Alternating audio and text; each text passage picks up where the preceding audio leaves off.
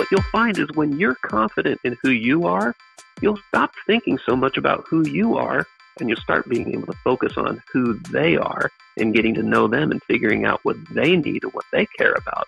And when you can do that and you care about what they care about, well, suddenly you'll start seeing people writing checks much bigger than they were writing to you before. I got this little poem where I said, the clincher of the poem was, if you know who you are and care what they need, they'll throw roses at your feet. Welcome to the Waste No Day podcast, a podcast specifically for and about the home services industry as it relates to plumbing, heating, air conditioning, and electrical. More than a podcast, Waste No Day is a credo, a determination, a mindset. It is a never-ending discipline. It is a refuse to lose pursuit. It is a wake-up call every morning to waste no day. Now here's your hosts, Brian Burton and Nate Minnick.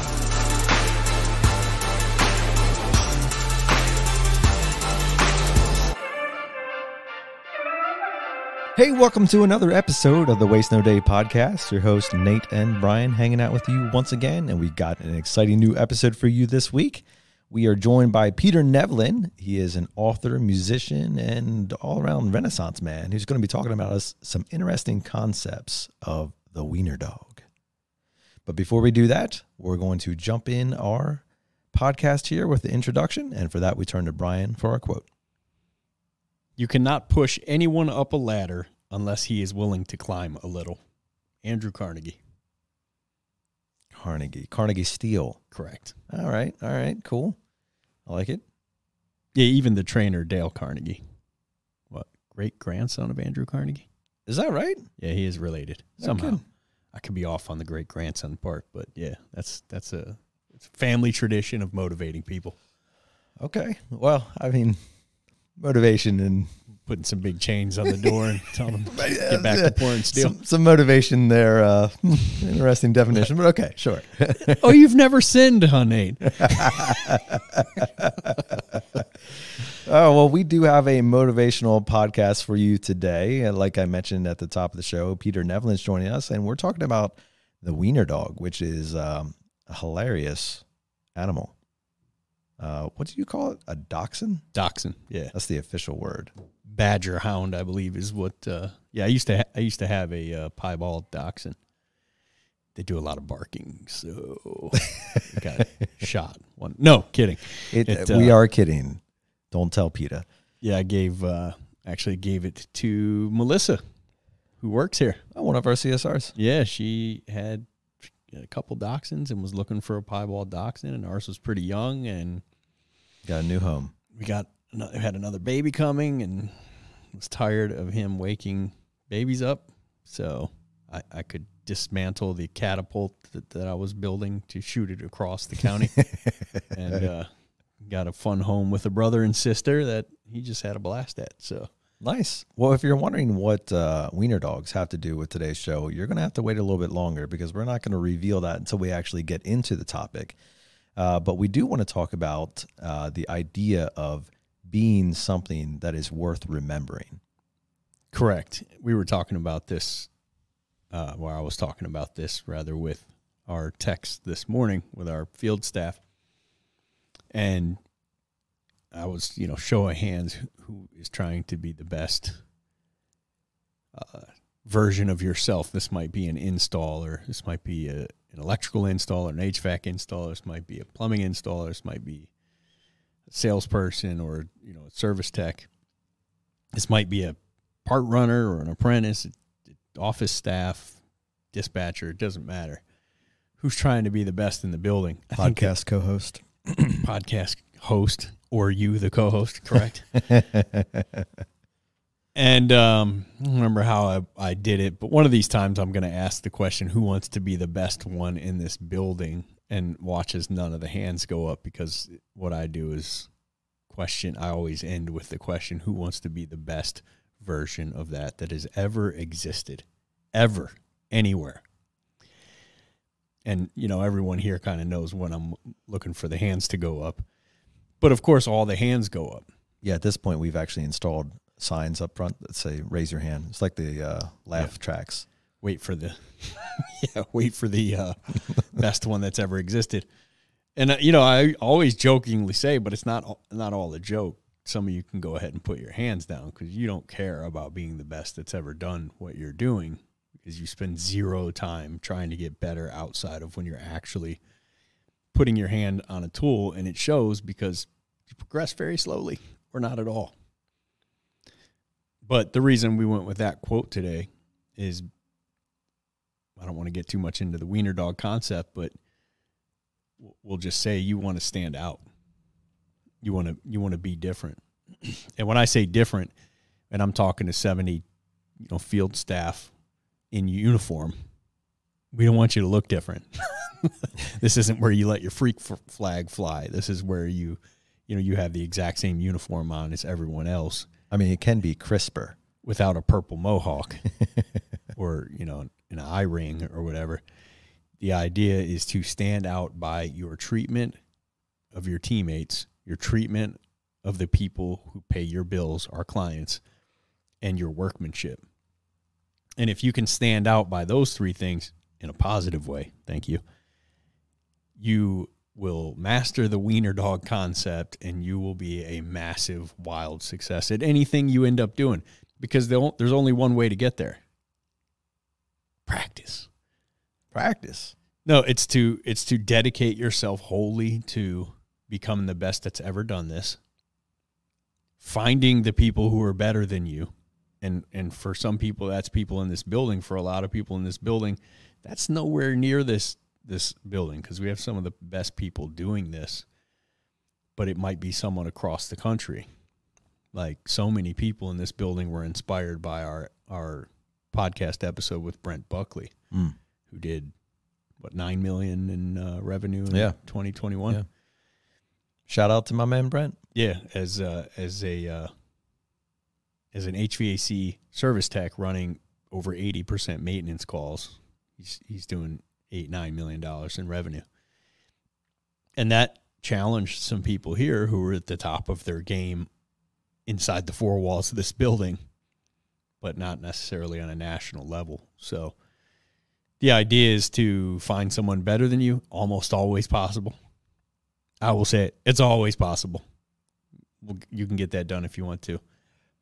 Either use them as a mentor, or if you have no way to get a hold of them, just look at the numbers they're doing.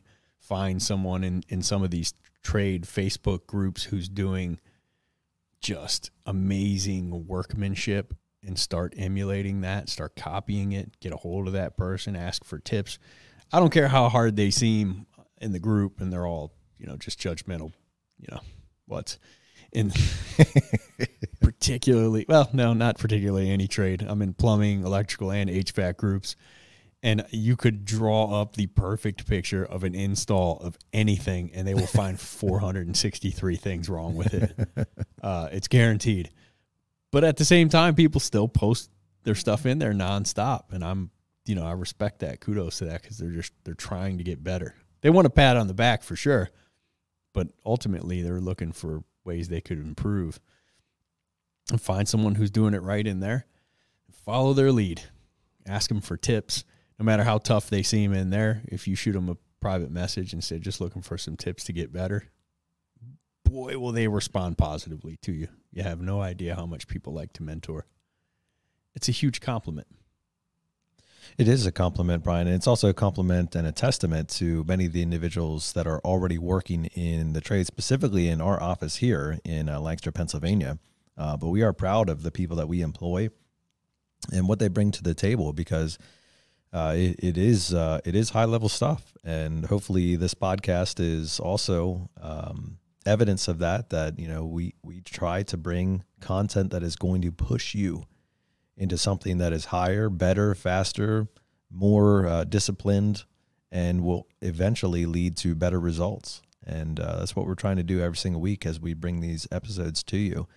But the idea of constantly challenging yourself is not revolutionary at all. In fact, it's, extremely old and probably played out concept, but that's what makes it so powerful, because it's always there. And you can phrase it 10 different ways and use all kinds of tips and tactics and whatever to get there. But at the end of the day, it comes down to the inner desire to be better than the version that was just a moment ago, the version that was yesterday, the version of yourself last week, last month, last year. There has to be something inside of you that says, I'm not satisfied with who I am right now. I want something more. Yeah, so to Mr. Carnegie's point, if you work here, you're in my trainings. If you happen to listen to this show, which unanimously you do if you're hearing this right now, we're here to give you a little push up that ladder, but you got to move your feet and you got to move your hands and grab those rungs and get to climbing. And with that, we're going to do some climbing with our guest today. His name is Peter Nevland, and we are about to put him in your passenger seat.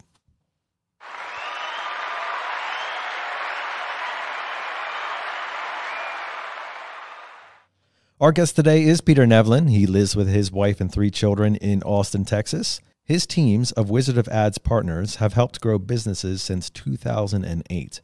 It's very common for his clients to double and continue growing year after year. He holds a master's in materials science and engineering and worked as an engineer for Motorola before leaving in 2002 to tour the world for a decade as, get this, Brian, a spoken word performer and writing workshop teacher.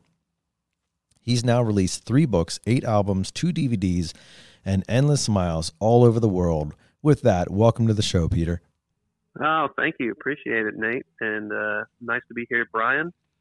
Thank you. Always great to talk to you, Peter. It's a special day to talk to you as well because our boss here, the owner, Matt Buckwalter, came into my office about an hour ago with his Telly Award. Maybe you can explain what that is, but it looks like almost like an Emmy that he won for the Uncloggerator TV commercial that I just recently heard you wrote for us. Yes, that's right. In fact, I write all of you guys' ads. I'm on a fantastic team with Charlie Mosier leads it, and Steve Ray, another Wizard of Ads partner. He does the media buying, but I get to write the ads. And so that one was kind of a fun one, the Uncloggerator, because, it's definitely a bit of a ridiculous one. And having the owner, say this completely ridiculous word in a ridiculous fashion and being like, no, bigger, crazier, wilder. And and he's going, Uncloggerator. And for me on my end, that just makes me smile all sorts of huge. It's just it's so not his personality too. Yeah, and I got to be in one of those commercial shoots with him as he and I shot one together recently, and just see like Charlie going, oh, nope, do it again. Nope, do it again. And like, Matt's, right. One, this isn't his personality to begin with. And then 2, he's just being, both of us just being directed to over and over. And we're both, we're both kind of high drivers in what we do. And it's just like, oh, again. Great. Yes, yeah. That's right. It's a fun experience for sure. But you and Charlie are just utter professionals, man. You guys are just amazing at what you do, and we've been excited about getting you on since you and I talked about it a while back.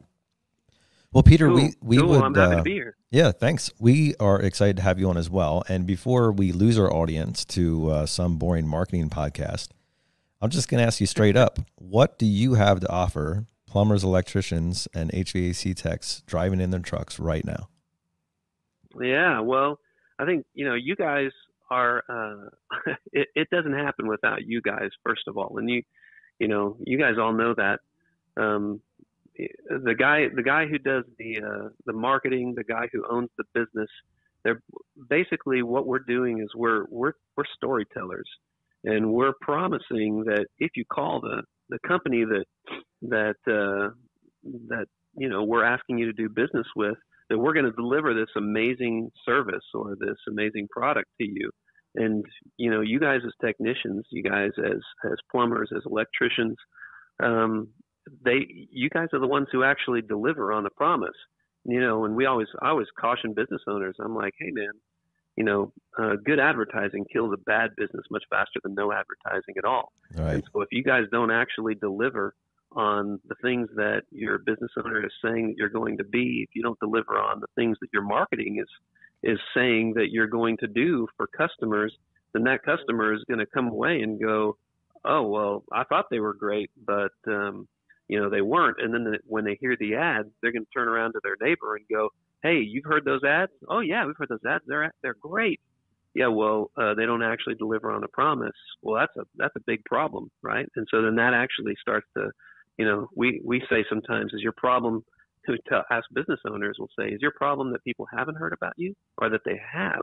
And that all really comes back down to the, heating and air conditioning technician. It comes back down to the plumber. It comes down to the electrician. And so how do you get aligned with, all the marketing stuff or what your owner is preaching, so that people are getting a consistent experience all the way through, from the time they, hear the ad, to look you up on the website, to make the phone call, to the time that you show up at the door, to the time that they pay and you walk away. How can you leave them even with an even better impression than what, was promised to them? Well, isn't that pretty big? Does it sound like important stuff for technicians and plumbers and electricians? Absolutely. And I think it's so insightful. Say that one more time. Good advertising can kill a bad. Yeah. Good advertising will kill a bad business faster than no advertising at all. Right. Yeah, because you're putting the fallacy out there. Exactly. That's right. It'll help spread the message about how bad you are. Like, if everyone knows you're bad and we just tell people, oh, come to see us, we're all great, and we don't address what everybody knows. It's like, a long time ago, Domino's Pizza had a real problem. Maybe they still do, but, they had a serious problem, was that, everybody thought their pizza tasted like, poop, right? And, or cardboard, I guess, is what everybody said back. And so they put an ad. They had to come, they first of all said, we got to do better. And so they went and figured out how to make, in their eyes, better tasting pizza. And then their advertising was admitting, hey, that our pizza has tasted like cardboard for a long time. So we had to do something about it. And we made this better pizza. We went through this whole process. And so now we want you to try us again and give us a try. Why was that successful in restarting Domino's? Because they admitted what everyone already knew and gave people new information about how they had actually changed things to make it better.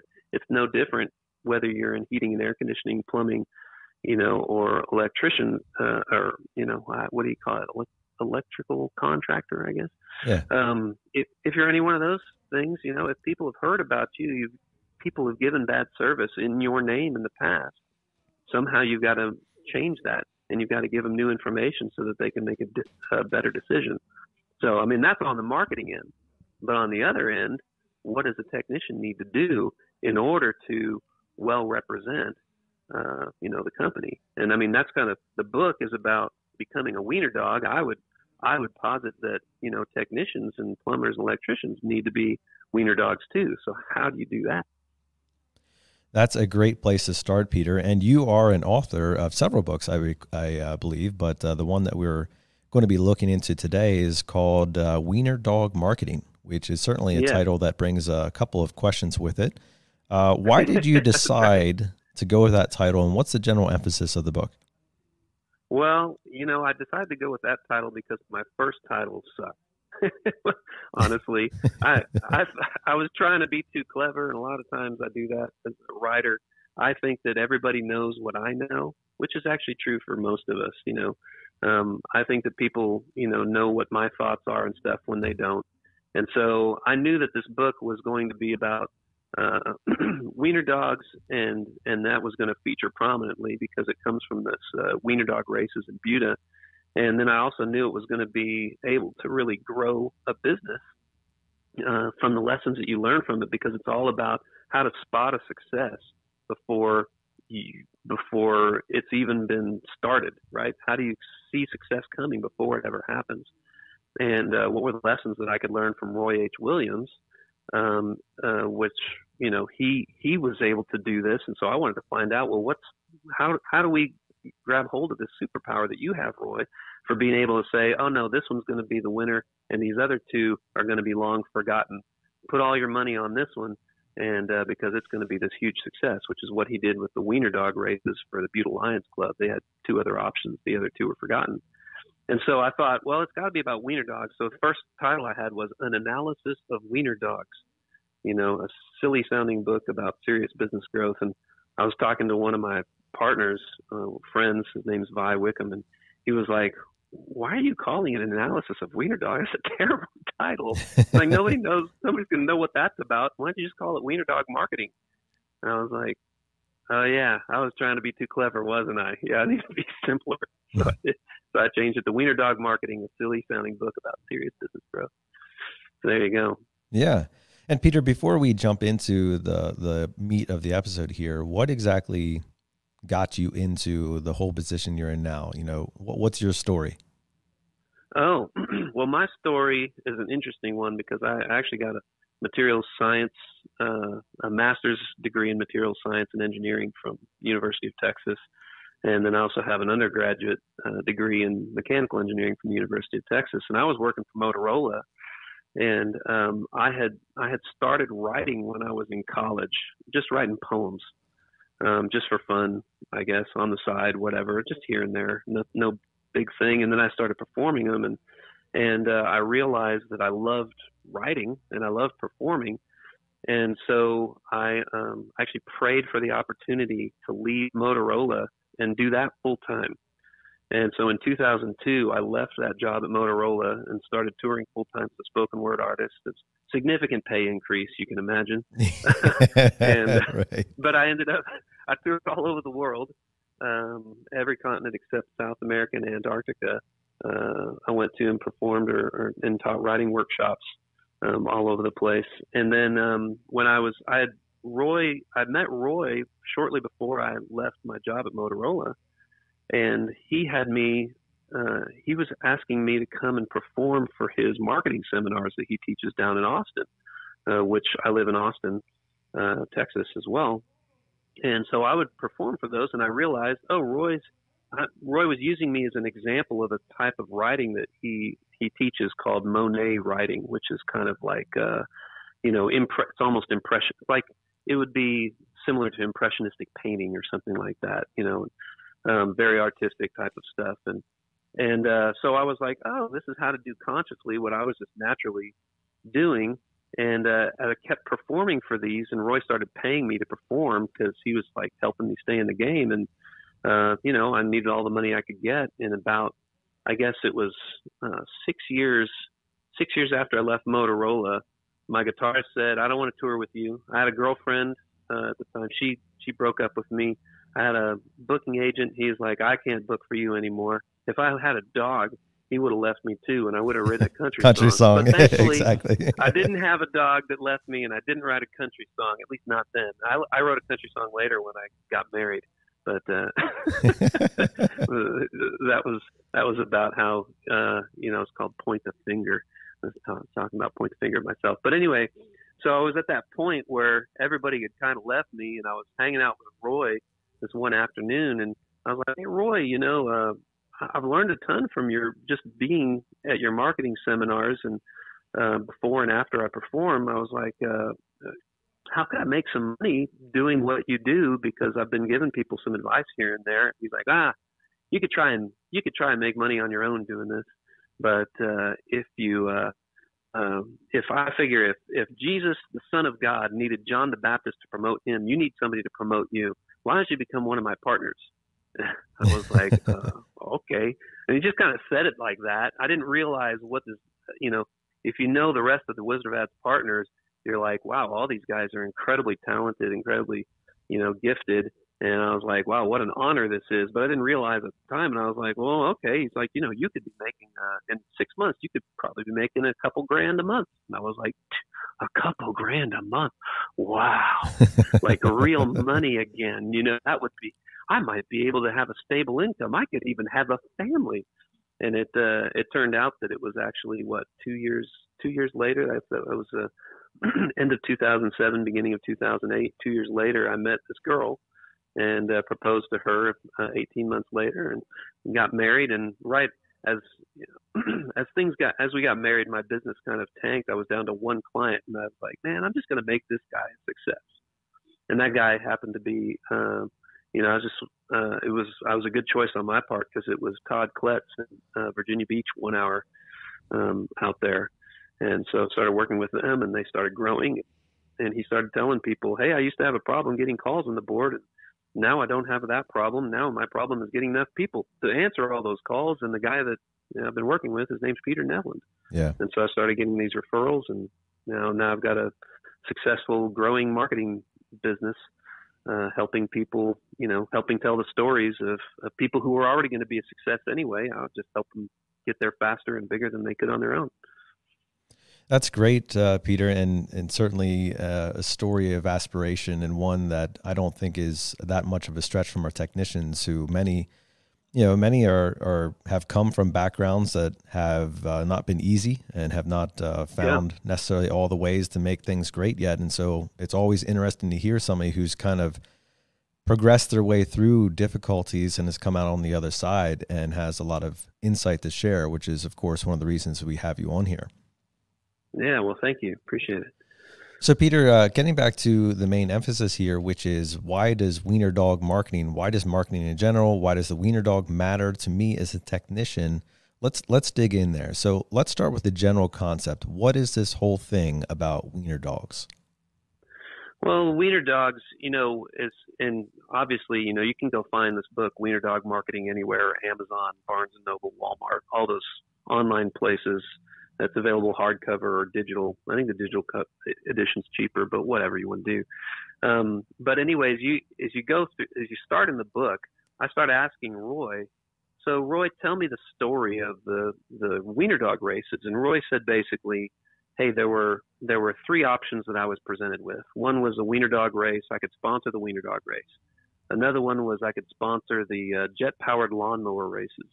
He's like, another one I could sponsor the folding chair drill team competition. And he said, I knew instantly that the other two would soon be forgotten, and the Wiener Dog races were going to be, they were going to become big whether I got involved or not. So I wanted to get involved because I want to be a part of something that's a winner. And I was like, not a wiener? He was like, no, a winner. And I was like, good. Thank you for not making that terrible pun. And anyway, and so he said, I said, so what is it about Wiener? Why did you know that Wiener Dog races would be successful? He's like, everybody loves Wiener Dogs. This dog in itself should not be able to exist. It's got these tiny little short legs. It's got the body of a sausage. And so then to turn that around and say, we're going to have races of these little dogs that should barely be able to walk anyway, and these things are going to run super fast, and you have their master at the other end who's urging them to come, and they're doing silly things themselves, and the Wiener Dogs get distracted, and they go all off. Every part of this is hilarious. And so it's a farce. It's a gigantic farce, and there are so many people who have invested so much time in their Wiener Dogs. I knew that people would come to watch this. I knew that people would enter their dogs to race in these things. And so he said, all I had to do was just find make the story larger than life, and I knew it would work. And so I was like, well, that's interesting. He said, yeah. He said, see, it turns out that the idea, of course, was something the public was already going to be excited about.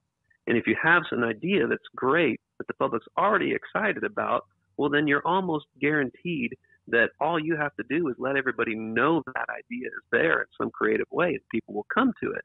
And I said, well, so I started talking to him about the idea and the success. And then he said, but here's the real thing. The real thing is that the Wiener Dogs, you can always count on a Wiener Dog to be a Wiener Dog. And I was like, okay, yeah. He's like, yeah, Wiener Dogs are always going to do Wiener Dog things. They're going to be silly. They're going to be ridiculous. Everybody loves them for that. He said, so the real power of this whole metaphor, this whole idea, is not the idea of Wiener Dog races, but it's actually the business owner is the Wiener Dog. And so if you've got a business owner that is reliable, that can consistently deliver what they have promised, and that they are interesting. The public's already interested in them. And you just see them making successes over and over, or when they encounter obstacles, they find a way to surmount those obstacles and then go past them and everything. Well, then that person's going to be a success. You should partner with them. That's not a hard bet. Bet the farm on that person continuing to be as they already are. And I was like, wow, that is really interesting, right? And so that's where this idea of being the wiener dog means that, you know, one, you have an identity, you know who you are. Number two, you have a purpose. You have this thing that you are dedicated to fulfilling or to delivering to the world. Something that you are going to make happen no matter what, and nothing can stop you short of somebody burying you in the ground without a straw to drink, to suck air from. And third, you have an adventure. There's some obstacle that you have to overcome. There's some difficulty that people most of the time experience in your product or service, and that difficulty you are figuring out a way to overcome it. In the case of 1 hour Mr. Sparky Benjamin Franklin technicians and plumbers, electricians, whatever, you guys have decided that the obstacle you're going to overcome is not wasting people's time, right?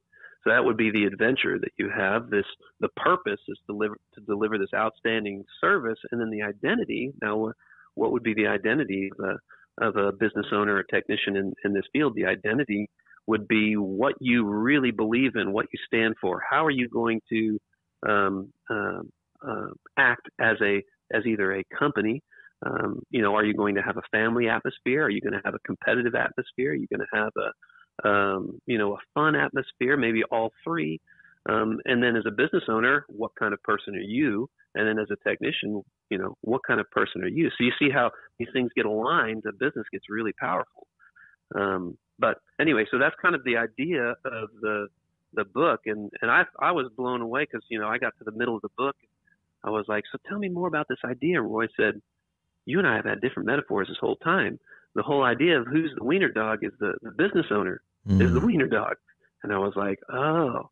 He's like, yeah, because, it's more important about the person behind it that's going to make this thing a success. Because you can have a fantastic idea, and if you have a person who doesn't have the character to pull it off, who doesn't have the commitment, who doesn't have the humility to admit when they've messed up and find a way to overcome that obstacle, well, now that great idea will not survive. And I'm like, you're totally right. I've seen this over and over again with clients that I work with.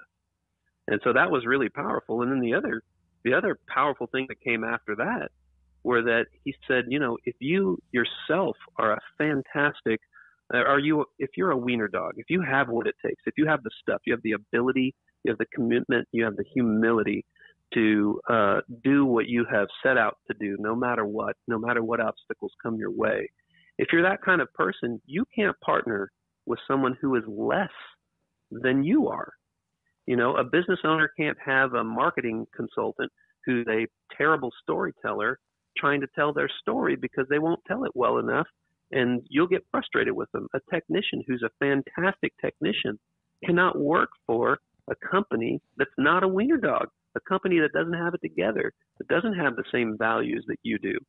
You can't be stuck in that position because you'll constantly be frustrated and feeling like you're in the wrong place because you are. And I was like, wow, that's very true, right? Isn't that true, Brian? Isn't that true, Nate? Absolutely. And that's any relationship. It's a total mismatch. That's right. That's any relationship. And I was, as Roy's talking about this, that's in the book. It's in the chapter of the book is called Wiener Dogs and Magical Storytellers.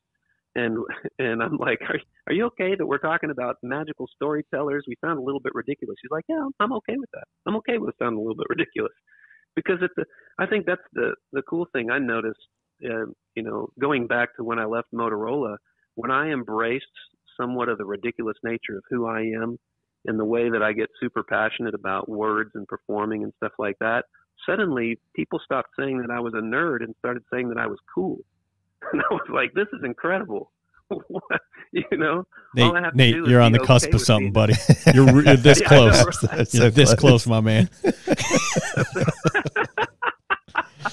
Oh, Brian, speaking of mismatched partnerships, I think it's time for I'm the brains and the brawn. It's time for you to step up, Nate.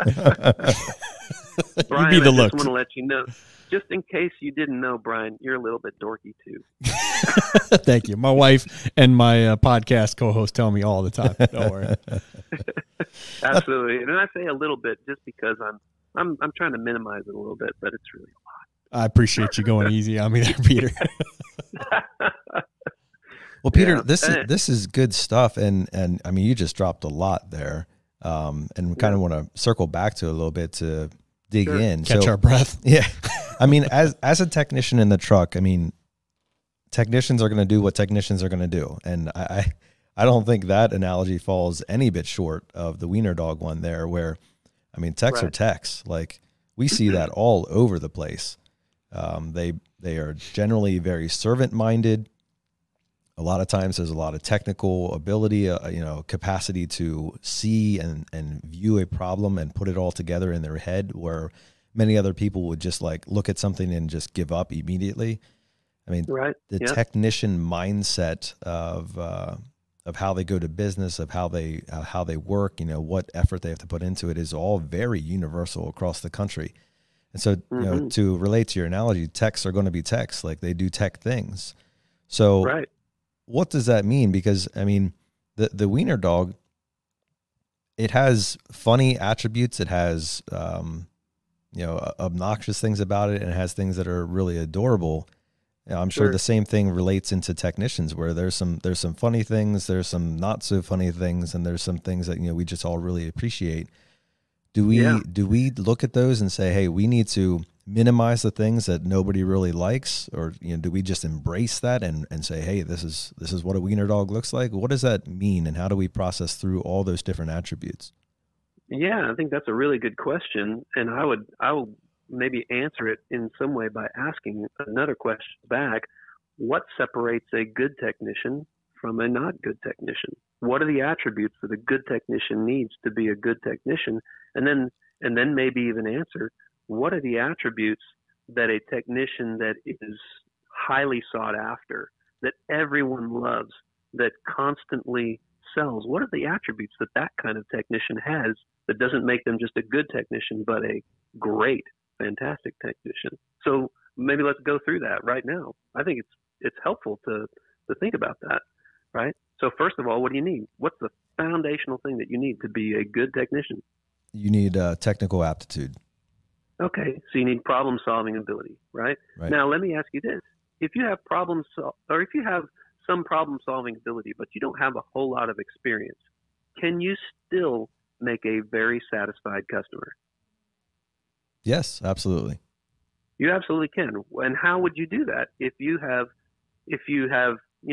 decent, you say decent problem-solving ability, but you don't have a whole lot of experience in the line of service that you're in right at that moment? So, I mean, obviously it depends on the customer, but ultimately the customer wants the problem to be fixed. And they don't necessarily know how, or care even how, or how long it takes, as long as it's within reasonable expectation. If the problem gets fixed, the problem gets fixed. So a person lacking expertise might take longer, but as long as they still accomplish the problem and they walk the customer through everything, the customer is ultimately satisfied. Absolutely. So you may be able to get better from that point, but really what it is about, first of all, as a technician, I always think this is really amazing because we think it's all technical stuff. But if a person doesn't quite have all the technical knowledge they need, but they go to the customer and they first start off by talking to the customer, finding out what does the customer actually want? What are the problems that you've been having? And you listen really well and you find out all those issues and you go, oh, wow, I need to solve all those. And then you realize one or two of these, I don't know how to solve. Well, you could say, if somebody even admits, you know what? That you bring up a really good thing that I need to figure out how to solve that for you, and I haven't encountered that before. So let me go find out exactly how to solve that, and I'm going to help solve that for you, because we have people that can solve that. They would be like, oh, okay, fine, do whatever you need to. And so you go off, you might not tell them that, but you go off and you call up, a manager and say, hey, got this problem. What can we do to And so you find out the information, you start going about solving their problems, right? And then when you come and present to them the options that they have to solve their problems, and you show, hey, I figured out that we have this, this, and this that can solve this problem. This will solve this problem. This will just get you your Band-Aid, and which one do you like to do? And they choose which one they like to do. And you say, and you're referencing all the things that they mentioned. They're going, wow, this person's really taking care of me, right? So the people skills, right, that make a fantastic technician. If you add on top of that you're likable, that you are, you care about the people that you're actually trying to help, the things that the homes where you go into where you have to fix things. If you actually care about them and they feel like you care and they see that you care, wouldn't that makes a fantastic technician? And then the other part of it is, how do you relate to your teammates? Are you an encourager to your teammates, or are you someone who's constantly criticizing the organization that you're part of? That separates poor technicians from great technicians. Are you somebody who makes your managers look good? Are you somebody who makes the company look good, right? That's the way that you get promoted.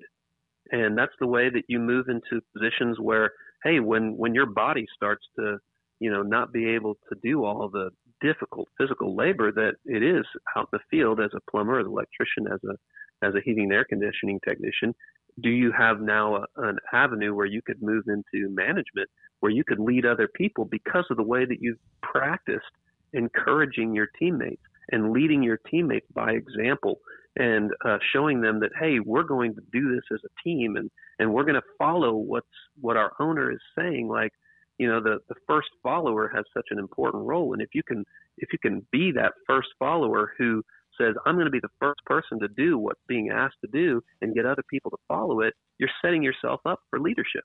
That is what leadership is, right? So you see the difference between a poor technician, a good technician, a great technician. The great technician possesses those people skills, the ability to connect not only with their customers, but also with the owner of the company, their managers, and their fellow teammates around them. That's that's the stuff that you need, and that's what makes a wiener dog, isn't it? Was that a providential idea sound in the background there? Yeah, that was. It really was. I mean, timing, man. I don't even know what that noise was off my computer. I've got my book in front of me, but maybe it was my email doesn't even make noises, so I don't know what that was.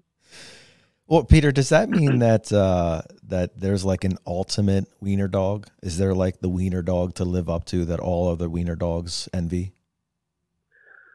Well, I would say so. Yes, if we're continuing this metaphor, who's the wiener dog of wiener dogs? I would say that I have someone who I follow, obviously, that I think is the ultimate person that I want to pattern myself after. I mean, I follow Jesus. And I just haven't found anybody who loves me like that. But, I thought it was interesting in this. So in chapter 10 of my book, the title of it is Follow the Wiener Dog, How Employees Become Wiener Dogs. And I asked the question, is it possible that a good business owner could see themselves as the promoter, or I call it the vamp, but that's explained in previous chapters. But a good business owner could see themselves as the promoter of their customer representatives, their technicians, etc. If the business owner believes so much in his or her people and how they deliver great service and products to their customers, is it possible that they can become wiener dogs? I asked Roy this question, and he says, nope. I'm like, yeah, but there's some sort of belief there, right? I mean, the commitment of the business owner to his or her team. And he's like, Roy just says it really bluntly. He's like, my experience is the people can be replaced. I was like, well, yeah. It's just so you'll know, the business isn't the people. And so he says, see, because the people don't make the business owner. The business owner makes the people who they are. And so the company and the culture of the business, it comes from the owner. And he says, I said, but that's what I'm trying to say. A business owner's belief in his people makes them what they are. He said, no, that's not true. And I said, it's not? He's like, no. And he says, a business owner's belief in the fact that they are a wiener dog, and being a wiener dog is worth dying for, they teach their people how to be wiener dogs. I said, so that makes the people into wiener dogs. He says, in other words, so when you say, look, I'm this, and if you want to argue about it, you can't work here. But if you're with me and who I am, then we're all wiener dogs. Let's be wiener dogs together. He says, so if you believe what I believe and if you're willing to deliver what I promise, let's do this together. But if you have a different opinion, then you're going to have to eat, he says, poop, different word for poop, and die. And so whenever you say it's not a group project, and I said, I even asked in the book, can I say poop and die? He said, you can say whatever you want. The simple truth is, whenever you say, this is who I am, it's not subject to negotiation. If you want to work here, you have to get in line with who I am. I don't believe in you. I'm the business owner. I don't have to believe in you. You have to believe in me. The people have to realign themselves with the wiener dog. Now, he's saying it incredibly starkly and incredibly strongly. And I said, but see, that's a scary truth in our culture. It's true, but it's scary. People are afraid to submit to an idea that's bigger than them, but it's what's necessary. And it just so turns out that in submitting to an idea and submitting to the idea of the wiener dog, getting behind the wiener dog actually makes you look bigger, better, more glorious than you would have looked otherwise. I'm telling you, it's a truth of the world. It's a truth of the universe. It's a truth of all time, and it's not talked about. It's not talked about in the church. It's not talked about in business. It's not talked about in marketing or in fiction or in very many places. But there's something that's true about when you actually humble yourself, get in line with an idea that's bigger than you, you become something more glorious than you could have been on your own. And now you have the opportunity to take that glory that you've become and give that back. There's something really cool in that story of who we were made to be. And Roy says, there is. I agree with that. He says, what I'm saying is this: when you think you are the thing that everyone else needs to emulate, you're probably wrong. When you realize there's something else that you need to emulate, you're probably right. And so being the thing that everyone else needs to emulate, you're either a narcissist or you're a psychopath or you're insane. And I'm like, and he goes, or you are the one true Messiah. And I said, shh, yeah, right. He goes, so here's the point. And I said, there's only one guy that was the one true Messiah. He's like, no, here's the point. And he says, is it impossible to be the person that everyone needs to emulate? No, of course it's not impossible. It's just an unbelievably, astronomically unlikely scenario. So for most of us, we need to be the person that emulates a true captain, a true chieftain, a true leader, a true Messiah. We have to pattern ourselves after that kind of person. And whenever you say, okay, I'm going to follow this direction because this leader is leading me that way, and I believe this leader, and so this is the truly amazingly, breathtakingly successful franchises, truly introduce somebody that nobody had ever thought of before, and they did it better than anybody had ever done it before. And if you decided, I'm going to follow this franchise, I'm going to follow their beliefs, you become amazingly, unbelievably, astoundingly successful. You have become a wiener dog. So, Peter, I'm processing through all that there, and yeah. I look at myself, and I have some admirable characteristics. I also have some characteristics that I'm not proud of, some things that need development in me.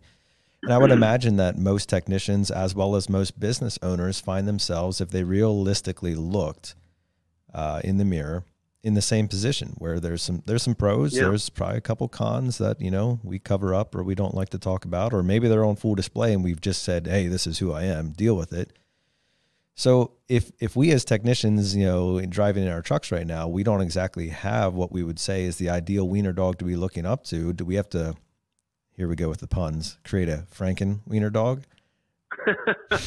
No, I actually don't think so. I think if you create a Franken wiener dog, then the problem that you run into is actually it's what you're looking at. You're looking at a mix of things that's not ideal, and the right way to go about it is to say, I'm going to look at only the things that will benefit me, and I'm going to focus on what I do that's really great, and not focus on the parts that I messed up. And what happens is when you start looking at the parts that you do really great, and then for the parts that maybe where you have some flaws, you have some qualities that you're not proud of, you start looking at people who possess the good qualities that you want to possess. And you start thinking about how do they actually uh, execute or deliver on those great qualities in a different way than I do, where I mess this up. See, what you're doing then, first of all, you've gotten curious about why you're messing up and why somebody else is doing well at what they're doing. And, my counselor that I go to, he says, in my experience, people that don't get curious about why they're screwing up will never change. So if you really want to change, you want to get better, you get curious about why you're screwing it up. And then I would say, get curious about what someone else is doing that's doing it right. And if you go and look at what someone else is doing and how they're doing it right, and you study that and you think about it constantly, guess what?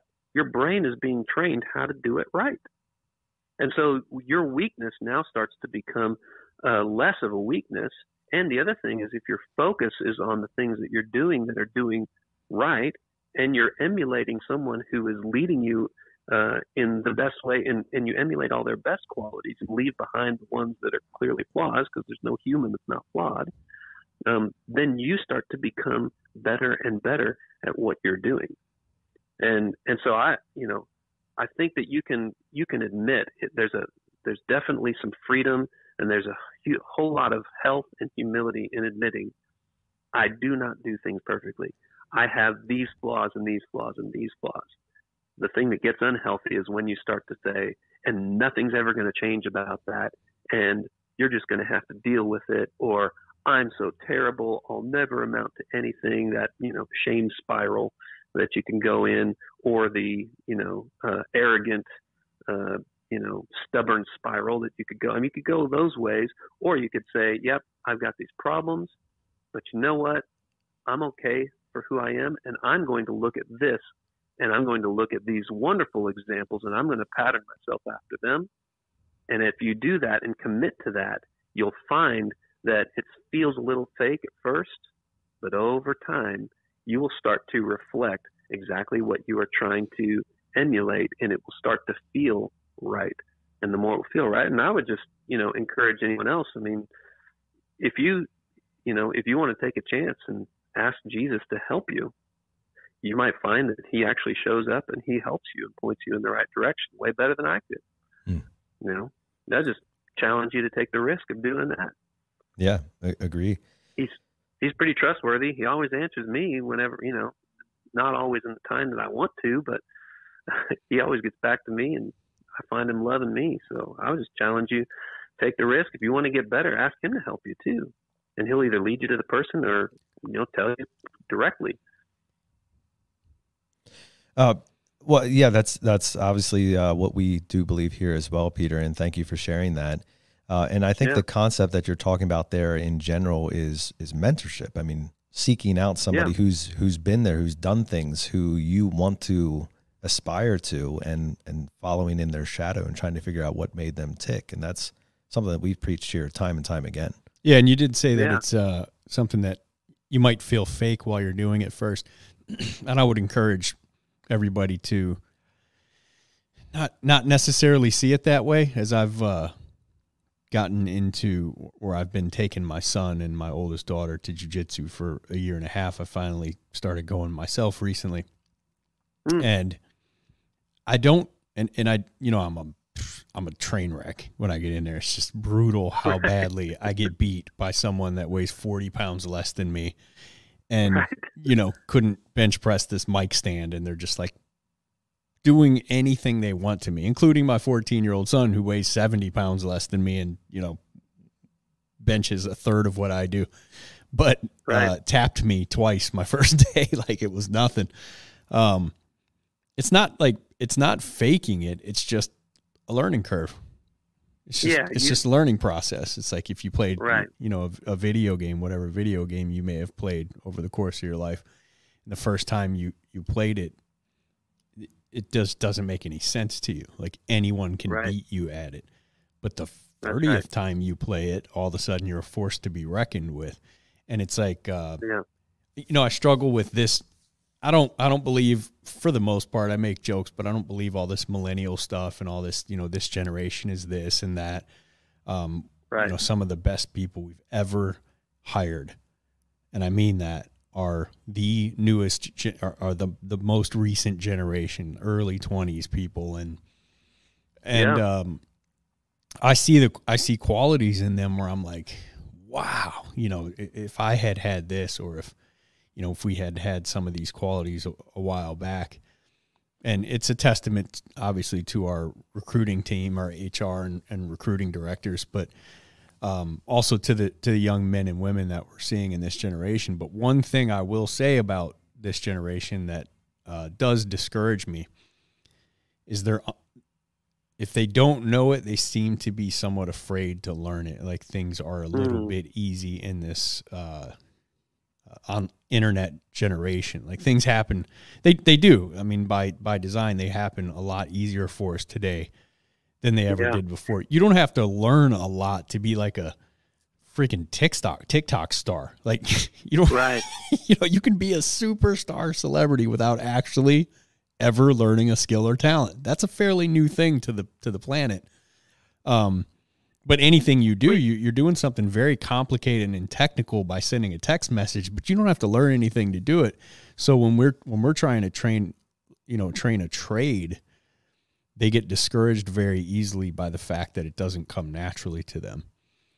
Yeah, well, let's talk about that for a little bit, because I think that's a very interesting point that you bring up, Brian. I think it comes a lot from our culture. Our culture, we're trained to believe in school that if we're exposed to information and we know something, we'll be able to do it right and perfectly. And so then we go out expecting to be able to do it, and we find out even if we know how we're supposed to do it, we can't do it right. Why? Because we haven't practiced it. We haven't been trained in it. It's kind of like if you tell someone who's learning to play the piano, well, move your fingers here and here and here, and you'll learn to play it. And they try to do it, and they can't do it. Why? Because their fingers haven't been trained to play that piano piece in the right way. But you know what will happen if they start practicing, and they practice over and over and over? At some point, you get to the place of competence that you don't even have to be thinking about where your fingers need to go. Your fingers know where they need to go. And at that point, if someone asks you to play some other piece, well, your fingers have been trained to move in ways that make it easier for you to play that piece. And so the more that you practice these things, it gets easier. And I think that's that's something we address it a little bit. Roy and I do in the book, Wiener Dog Marketing. But we also, I see this over and over that, when I'm teaching writing workshops, I would teach writing workshops and I would give them these basic principles that, how important verbs are and how you use nouns and how sparingly you should use adjectives and adverbs, and then get people to write. And they would go, okay, so now that we know that, now teach us the advanced stuff. And I'm like, don't you understand? I have been practicing these basic principles of writing for, 20, 25 years now, and I still haven't completely mastered them. I'm still learning how to do this better. Like, if you will just practice what I've given you and not try to think about you have to learn some more advanced stuff, but just do the basics. Just do the simple stuff. It's like saying hello to somebody at the door, being friendly, commenting on something that's important, just connecting with people. Just do the basic stuff. Just ask people what they need you to solve and figure out a way to solve it. If you'll just do that, you'll be better than 99% of the other technicians, plumbers, and electricians out there. Yeah. Peter, this is fantastic, and we are just like cruising through things here. So I want to hop back into the Wiener dog analogies there and talk about being memorable, right? So one of the things that makes a Wiener dog race so ridiculous is that it's funny. You called it a farce, right? The whole thing is just, right, a humoristic approach at something that's supposed to be competitive, and it ends up being, it's like a baby race, how are you supposed to get babies to race? So there's something memorable about that. There's something that makes you feel like this was a good time. Oh, that was so good. You tell your friends, you take the photos, you send the videos and all that stuff to your family and say, this was hilarious. How does the home service industry, which is, from a black and white perspective, very logical, very, exchanging of money for services, all these things that are not memorable, not cute, not funny or adorable, and not certainly anything that we tell our family about how awesome this was. Typically, right? How do right. we take away learning pieces from the concept of a wiener dog race and apply that into the home? Sure. Okay. So there's two ways to do it. First way would be the wiener dog race. Like I said, it's a farce. What is it a farce of? It's a farce basically of the 100-meter dash. Now, so you can either emulate the qualities of the people who win the 100-meter dash, or you can emulate the qualities of the wiener dog. So what do I mean by that? 100-meter dash, why do we cheer all the guys who win the 100-meter dash? Why do we cheer Usain Bolt when he set the world record in the 100-meter dash? Because it's something that nobody else can do. It's unbelievable. Okay. All right. So he just accomplished something that you didn't think that a human was capable of achieving. Right. Now, so you can either be that way, and as a technician, you get to be so good that when you come into a home and they're like, I've had all these other companies out, nobody's been able to solve this problem. You come in there and you're like, well, okay, let me take a look. And you take a look and you're like, oh, well, you know what? It's this little known thing. And you know, you say it's one of the only 14 modes of the way that an air conditioner can fail. But this one a lot of times is missed. And this is what actually happened. And here I found, you know, this capacitor was actually, you know, was shorting or something. I mean, you know, I'm making stuff up now. I know a little bit about, you know, heating and air conditioning to make me sound dangerous, but I couldn't fix one if I tried. But anyway, you go and solve this problem that nobody else could solve. Now the people, you're a hero at that point. And they're like, oh my goodness, nobody else could solve it. You're the Usain Bolt of heating and air conditioning technicians. So you could go that route. Right. Right. And you could just be super good at what you do and do it really well, do it fast, and then do it in a very likable and relatable way. Now, I say that one last, not because it's less important, but because it leads me into the opposite way. I'm talking about the farce of the wiener dog races.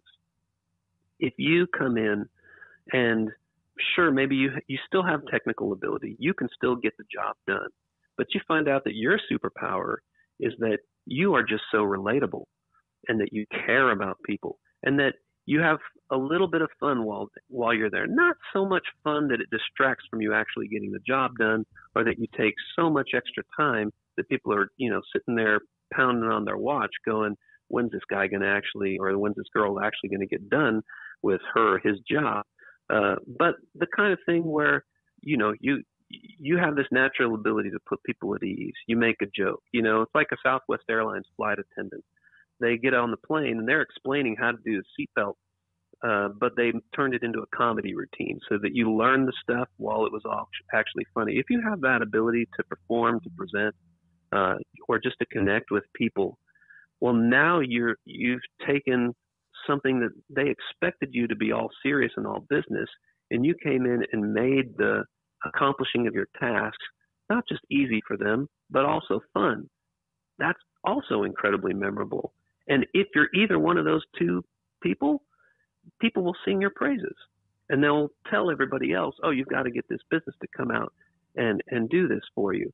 The ones that, you know, obviously if you have that ability to connect with people, that's probably the one that is the least expected and so might make the most difference. The only problem is you can't violate getting done what they asked you to come and get done in the first place. And the other one is making it easy for them. You have to prioritize getting done what they want you to get done and making it easy for them before you ever get to the point of making it fun, making it, you know, a delightful experience. I think a lot of people think we need to delight our customers and they forget about the first two, which is just satisfy what they asked you to come and do and make it easy for them to get done what they want to get done, and don't make it all about you. If you make it entertaining along the way, great, but you have to fulfill those first two first. Does that make sense?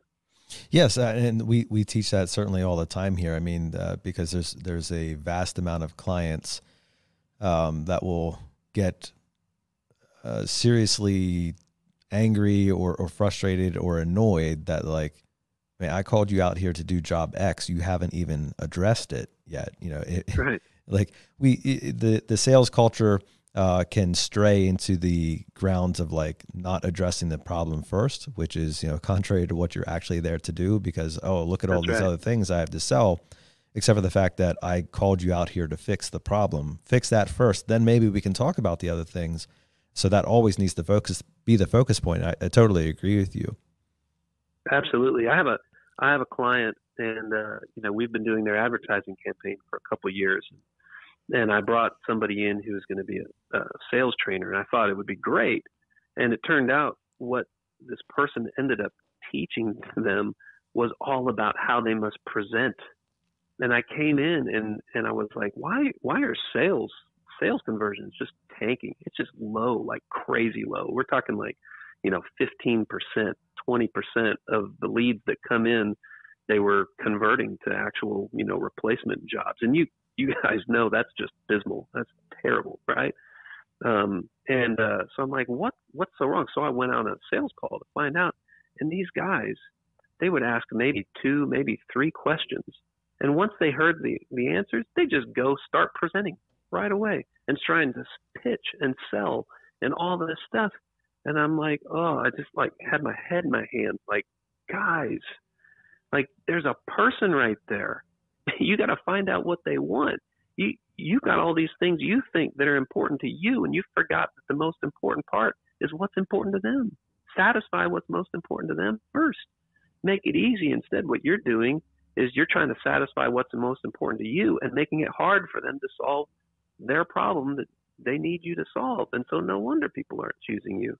If you find that you're doing that, that real easy way to correct that is when you go into a home, slow down, put your presenting stuff on a shelf for a little while, and just ask questions and listen, and then continue to ask questions to make sure that you have understood completely all the things that they need you to solve, and find out what they want you to solve. And once you're fully satisfied and they're fully satisfied that you know exactly what they want you to take care of, now you can go on your investigation, or maybe you'll know exactly what to present to them, because now you need to tie it back to what they told you that they want you to solve. Or right? even better, by getting to know them that way, is how to present it to them. How to present it to them, even better. That's right, because you'll figure out, hey, they're a certain type of style, and they don't want me to take a huge long time. Maybe they want it fast. They're real direct, or maybe they're not real direct. Maybe they're relational, right? Isn't that what you're referencing, Brian? Absolutely. You're talking disc profiles pretty much. That's right. Relational styles of selling. That's what that all gets into. Well, Peter, with that whole idea of being memorable, I mean, that's the Wiener dog race is the one that you walk away from the carnival, the festival saying, man, that was awesome. That's the same concept we want our customers walking away from their experience with our technicians as well. Being like, man, Brian was just a great guy. He took care of me. It was a good time. It was much better than I thought it was going to be, because I probably had some type of stereotypical view of tradespeople in my home. And then there was Brian, and he just broke all those molds, and that was great. Yeah. I think the key lesson to learn there is that the Wiener dog doesn't have to try to be a Wiener dog. If you ever see a Wiener dog that's trying to be a Wiener dog, it's probably not a Wiener dog. Like a Wiener dog just is a Wiener dog. And when you're trying to do things that are foreign to you and trying to be something that you're really not, you come across as fake, and people can sniff that out. People can tell that. And, I always loved, I remember growing up at church, our pastor was talking about the fruit of the Spirit. And he goes, I went out, I was in an orchard, and I heard this. And I was like, what was that? What is that sound? That is a strange sound. So he said, I followed the sound, and I got close to this tree, and I get up to this tree, and I hear this, he's like, what are you doing, tree? And the tree's like, I'm trying to produce fruit. He's like, you never hear that. He's like, a tree is where it's planted, and it just naturally produces fruit. If you plant a tree there, unless something is totally defective with the tree, it will produce fruit. He's like, if you're plugged into the right stuff, if you're getting the right water, and you are who you were made to be, then the fruit of who you are will come out. Just be who you are. Be a wiener dog. Don't be afraid of the little quirks about you that you think that people aren't going to like. It's okay. Embrace them as long as they're not hurting anyone. And maybe they're a little silly, maybe they're a little funny, whatever. That's fine. Be who you are, and people will like you. And what you'll find is when you're confident in who you are, you'll stop thinking so much about who you are, and you'll start being able to focus on who they are and getting to know them and figuring out what they need and what they care about. And when you can do that and you care about what they care about, well, suddenly you'll start seeing people writing checks much bigger than they were writing to you before. I said it. I've got this little poem where I said, the clincher of the poem was, if you know who you are and care what they need, they'll throw roses at your feet. Well, our guest today has been Peter Nevland, and the book is Wiener Dog Marketing. We have enjoyed discussing that with you, Peter. And as we start bringing things in for a landing here, I wanted to kind of wrap up the show asking you a little bit more about you personally, because I think you're an interesting individual who brings together two fairly opposing worlds. Not many people that I know who have master's degree in an engineering field while also having the artistic writing and creative being and thoughts inside. How do those two work together, and how do you function in both worlds? And then tie that into the technicians, who many of them tend to be more engineering in their mind, but are often dealing with clients who are creative and artistic and are not engineering at all. So how does that all fold in, and how have you made that work? Holy cow, that's a huge question. Like, how am I learning to survive in my own brain? Right, exactly. It's interesting that I find, what I find is that most of the time I tend to be functioning in one mode of operation or another. I'm either functioning as a numbers-driven, organizational engineer, or I'm functioning as the artistic, creative writer, that I am, or performer. It seems like, the way that I think the way that those come into play is that the organizational, the engineer, it really helps with preparation and following the process. And as a technician, you have need of things that you can rely on, standards. I would say, even when you're presenting what you found to customers, or even in the process of diagnosing or doing a diagnostic on a system or on a home system, a plumbing system, or something like that, to find out what's wrong, you go through a standardized process. The artistic part really comes into play in not only from an emotional level, sensing what's going on in the house, what's going on with the homeowner, and responding to what you're feeling is going on with them and making them feel comfortable. So that's one aspect. The other aspect that the artistic comes into play, and I think most people overlook this, is in actually the way that you solve the problem. You have some artistic license in the way that you solve it, while also having to maintain to the standards. And so I think if you can marry those two together, what I've found in my writing is that I use my engineering approach mostly for editing afterwards. I use the artistic to generate lots of stuff. And I find when I'm doing really well, I actually now write like so fast, those end up working simultaneously together. And that's very difficult to do. I would caution you, if you have kind of like an engineering or an organizational or whatever, a logical ability plus also an artistic ability, I would caution you that for a long time, try to do the artistic first, be your intuitive self first, and then use your organizational engineering part as a check to make sure that you have accomplished all the things that you need to accomplish. The other place, the engineering part, is preparation. Do the preparation, which allows you then, once you've prepared, you have more ability to kind of improvise as you're going, and then you bring the engineering and the logical back as a check to make sure that all the preparation that you made, you satisfied all the things of the preparation. I think that's how that works best. And it's very difficult to get those to happen at the same time. I would caution you, only once you've absolutely mastered this whole thing will those start to merge together, because the problem is that a lot of people, they try to be artistic, but then they bring their logical left brain, sort of, is this right or is this wrong, or do I like it, or whatever, all that into it, and they actually stifle their creativity, they stifle their intuition, because we're all creative at some point. Right. And so what you'll do is you'll stop yourself from coming up with good ideas, because your right brain will go, fine, you don't want my ideas, I'm going to stop giving them to you. And then you get to be totally left brain dominant. And so that would be the advice that I would give, is give space for each one of them to operate independently and to act as checks and balances for each other until the time when they start to, learn to work together and partner together to help each other. So does that answer your question? Did I get to the answer? And I think, not everybody has the extreme abilities that you do, but a lot of us will deal with clients that are strong in one or the other. And so any words of wisdom that you have, as you have interacted with probably thousands of different personalities, whether it's been on the road as a musician or it's been in your business.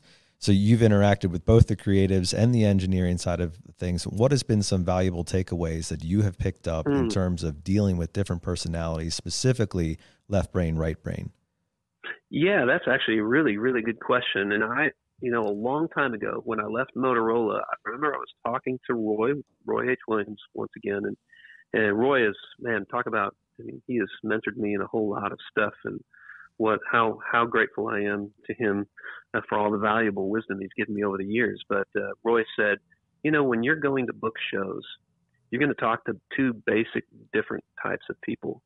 And he said, there's one kind of person who they are looking to fulfill the emotional needs of their audience. And for them, you need to pitch differently than the people who you're going to. They are looking to bring in customers, sell drinks, and make money. He said, those are two completely different conversations. And you got to find that out right away. Is this person that I'm talking to, are they looking for you to satisfy the facts, the details, the needs that they have right away? Or is this person the person who has an emotional need that they want solved more than anything else? And you need to pay attention to that emotional need and figure out how the details that you're offering them satisfy their emotional needs first. Each leads to the other, but knowing which one to attack first is super important. And so I did that when I was booking.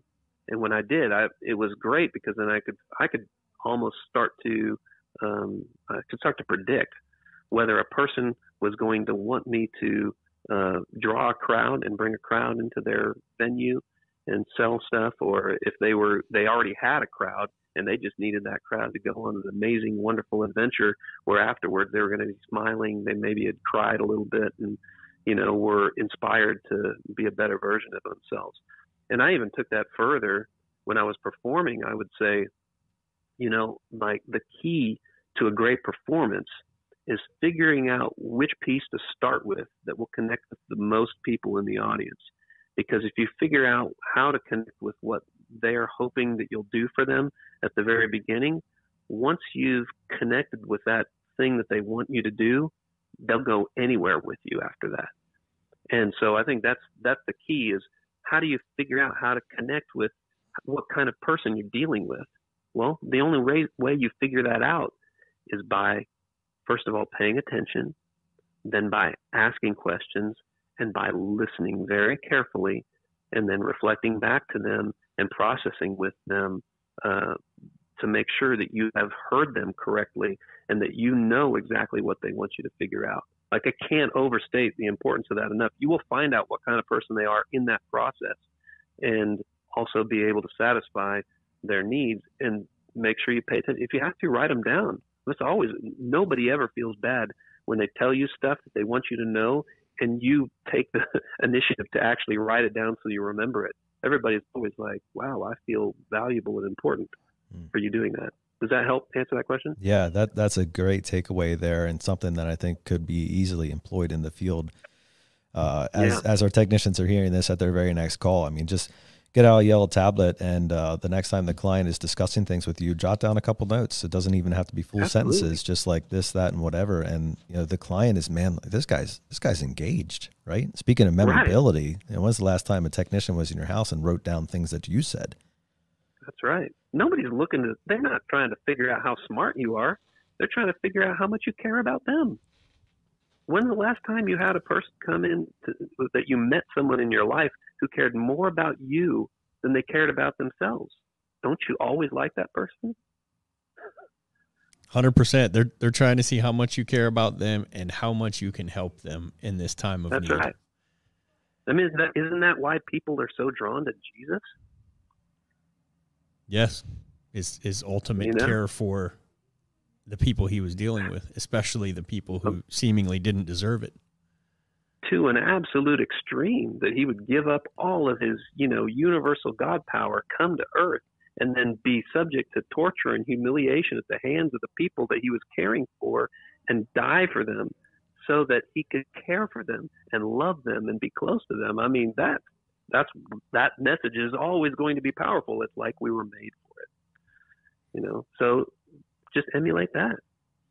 So good, Peter. Thank you so much for sharing all your thoughts today. It has been a pleasure speaking with you and breaking down this funny yet important concept of the Wiener dog and how we can apply that into the trades. I've appreciated your ability to switch from a marketing concept into something that isn't necessarily your forte and do it effectively.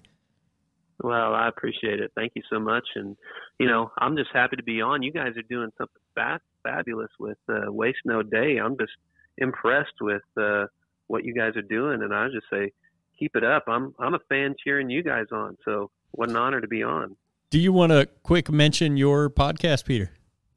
Oh, sure. Yeah. If you want to check it out, I have a little podcast that's much smaller than this one. We have all of maybe 31 subscribers on YouTube or something like that, but it's called the Nevcast, Nevcast, Nevcast, and it's three bros talk justice, business, and art in pursuit of Jesus. It's myself, my brother, and our other brother, Rashi, who's not from the same mother as our father as my brother and I. And we have a fantastic time and bring on all sorts of guests, and a couple of them, Roy's been on our podcast a couple times now, and other really cool people of all sorts. So yeah, if you want to check it out, it's available on, YouTube, Apple Podcasts, also, Podcast Addict, whatever is at Spotify is out there. Check that out, and check out Wiener Dog Marketing, which you can find anywhere on the internet too. Awesome. Well, Peter, we thank you for taking the time to be with us today. It has been good. Make sure you check out those materials, specifically the book there, Wiener Dog Marketing, as well as the podcast. So thank you so much, Peter. Yep. Great to see, great to talk to you again, Peter, and we look forward to having you on again soon. All right. Appreciate it, guys. Have a great one. You too, buddy. Hey, that's a wrap for this podcast. I hope that you found it not only memorable, but entertaining as well. It's a really funny and yet important concept to be looking at there with the Wiener Dog Marketing, Wiener Dog races, and Wiener Dogs themselves. So I think Peter covered a vast array of things there, including the concept of mentoring and mentorship, finding somebody to look up to and aspire to, and just working your way through how you can become like them, as well as the concept of memorability, how you can make yourself memorable in the home, adapt to the things that are around you, be different, and make somebody remember and be surprised at who you were and how you conducted yourselves in the home in a good way. So they say, man, I got to get that guy's card. That's really what we want to be doing here every single week, is challenging you to find that next gear, putting it in overdrive and getting somewhere that you've never been before, or maybe getting back to a place that you've slid from. Either way, getting better from the place that you are today so that tomorrow can be something better and something more than it was. So we want to leave you with our challenge as well as an encouragement to you. If you enjoy what you're hearing, share this podcast, as well as any of the other ones with everybody that you feel can benefit from that. Leave us a comment in the reviews. Give us some ideas for what you'd like to hear. And of course, a 5-star review is always appreciated. Our challenge to you, as it is every single week, is to find a better way to improve yourself, find a better version of yourself inside, and make sure that you always choose to wake up each morning and waste no day.